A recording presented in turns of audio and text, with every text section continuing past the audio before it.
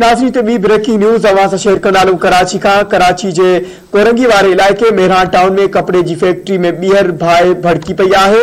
बाहि लॻण सबबि इतलाह ते फायर ब्रिगेड अमलो पहुतो। पुलिस ऐं रेंजर्स जा जवान पहुची विया, जिन मुड़सी करे बाहि ते बर वक़्त ज़ाब्तो आणे वरितो आहे। साॻी फैक्ट्री में 5 महीना पहिरीं बाहि लॻण जो अफ़सोसनाक वाक़ियो पेश आयो हो, जंहिंमें 17 पोरियत सड़ी फौत थी विया हुआ। इलाइक़े वासियुनि जो चवणु आहे त साॻी फैक्ट्री में चौथों भेरो बाहि लॻण जो वाक़ियो पेश आयो आहे। हिकु भेरो ॿीहर अहम ख़बर जे हवाले सां अवां खे आगाह कंदालूं। या ब्रेकिंग न्यूज़ अवां सां शेयर करे आहियूं। कराची जे कोरंगी वारे इलाइक़े मेहरान टाउन में कपड़े जी फैक्ट्री में ॿीहर बाहि भड़की उथी आहे।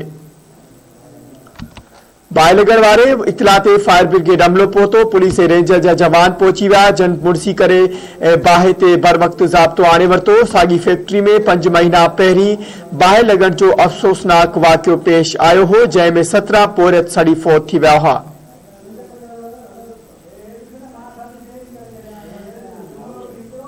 इलाइक़े वासी जो चवणु आहे त साॻी फैक्ट्री में चौथों भेरो बाहि लॻण जो अफ़सोसनाक वाक़ियो पेश आयो आहे। तफ़सील मालूम कंदासीं। धरती टीवी कराची कोरंगी जो रिपोर्टर निज़ाम भुट्टो असां सां लाइन ते मौजूद आहे। निज़ाम, अपडेट कजो, बाहि लॻण जा वाक़िया साॻी फैक्ट्री में बार बार इहो थी रहिया आहिनि, छा सबबु ॿुधाए पियो वञे? जी, ही कोरंगी में BN नाले सां गार्मेंट फैक्ट्री आहे, जेका अदालती हुकुम ते सील थियल आहे। उनमें अॼु चौथों भेरो बाहि भड़की पई आहे।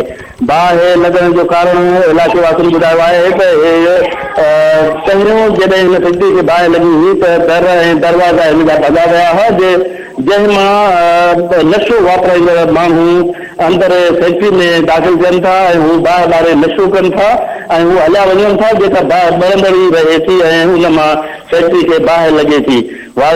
हिन वधीक रहवासी जी चवणु आहे त 2 भेरा हुननि पाण बाहि विसाई आहे, जॾहिं त पहिरियों भेरो ऐं महीनो अॻु जेका बाहि विसाई लॻी हुई फैक्ट्री खे, जंहिंमें फायर ब्रिगेड जे अमले बाहि विसाइण जी बाहि विसाई हुई। वधीक इहो इन फैक्ट्री में 3 महीना अॻु बाहि लॻी हुई, जंहिंमें 17 पोरियत सड़ी अजल जो शिकार थिया हुआ ऐं कुझु ज़ख़्मी थिया हुआ।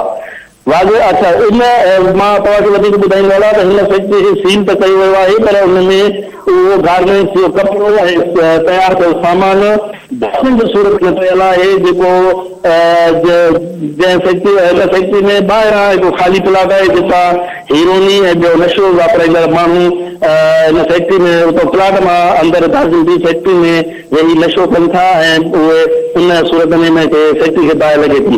रहवासियुनि जो चवणु आहे त हिन फैक्ट्री खे ख़ाली कयो वञे, जेको सामान छड़ियल पियो आहे या जेको बचियल पियो आहे उहो कढियो वञे त जीअं अहिड़ा वाक़िया ॿीहर पेश न अचनि। फैक्ट्री जे भरिसां हिकु घर जी औरत ॿुधायो त संदसि 25 वरनि जो नौजवान पुटु हिन फैक्ट्री में सड़ी फौत थियो हो, जॾहिं बि बाहि लॻे थी उहो हुनजो चवणु हो त मेहरबानी। नाज़रीन, निज़ाम भुट्टो असांखे अपडेट करे हो कराची कोरंगी खां, जिते कपड़े जी फैक्ट्री खे बाहि लॻी आहे।